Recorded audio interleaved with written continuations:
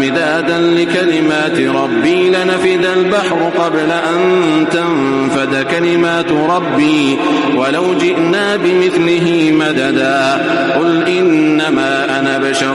مثلكم يوحى إلي أنما إلهكم إله واحد